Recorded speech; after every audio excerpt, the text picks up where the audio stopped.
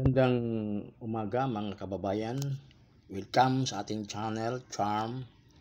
Dito matatalakay natin ang mga iba't ibang paniniwala.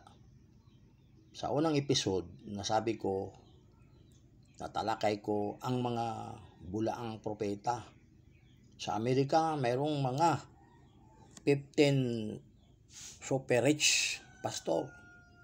Ito ngayon ang babasahin kong mga pangalan nila na nalathala pala ito sa ATI Inside Magazine. May mga picture nila. Sinabi dito na ang article is not to bash anyone.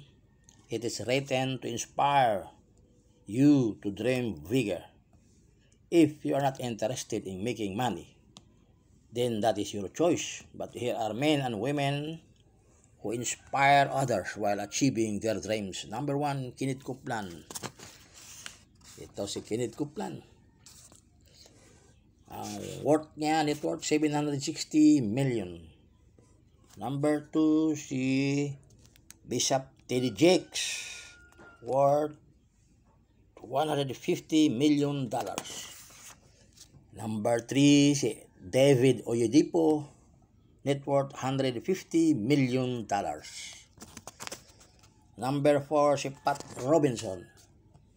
Ang net worth niya is $100 million. Number 5, si Benny Hinn. Net worth $42 million.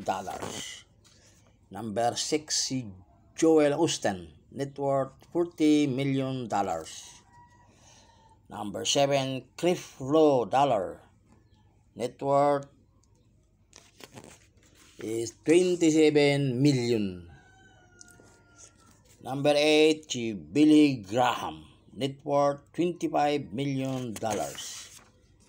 Number 9, Rick Warren. Net worth $25 million.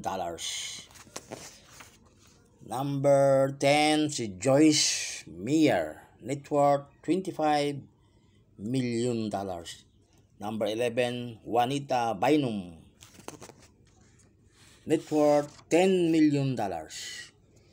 Reverend John Higgs. Number 12, net worth is $5 million. Number 13, Paula White. Net worth $5 million. Number 14, Bishop Noel Jones. Net worth $5 million. And last, 15, Louis Farrakhan. Net worth is $3 million. So ito sila ang mga 15 richest pastors in the world. Pero nakalathala sa ATN Inside Magazine. At saka dito sa Pilipinas, mayroon naman tayong mga multimillionaires na ilabas ang mga pangalan nila sa YouTube. At ito pala si Pastor Kulog Buloy ay number 10 lang. May 9 pang nakalabang sa kanya ng mga multi-millionaires.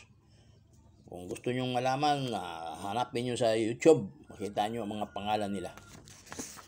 So patuloy natin ang ating pagtatalakay sa topic na mga bulaang propeta. Dapat pala mag-ingat tayo kasi nakasalalay ang ating kaligtasan. Kung magpadala tayo, malinlang tayo, mahulog tayo sa kanilang mga pamaraan ng mga pangdaraya, sigurado di tayo maligtas. At saka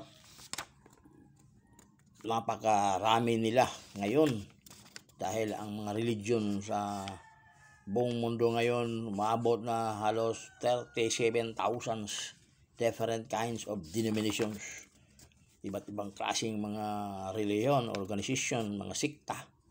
At ang pakay nila ay hindi upang maligtas ang tao, kundi upang madaya. Kasi yan ang utos sa kanila ng Diablo. Isa lang ang tanging paraan na maligtas ang tao. Mag-aral ng mabuti sa mga salita ng Diyos at saka tuparin ang mga utos ni Kristo. at sa Diyos. Sa ganyang paraan, matiyak ang kaligtasan ng bawat isa. Sa sunod, ating pag-aralan ang mga kulto. Itong ngayong aklat na tinatawag Unmasking the Cult by Gomez, malalaman natin doon ang mga paraan, mga pangalan ng iba't ibang mga kulto. Hanggang dito na lang, mga kababayan. Maraming salamat.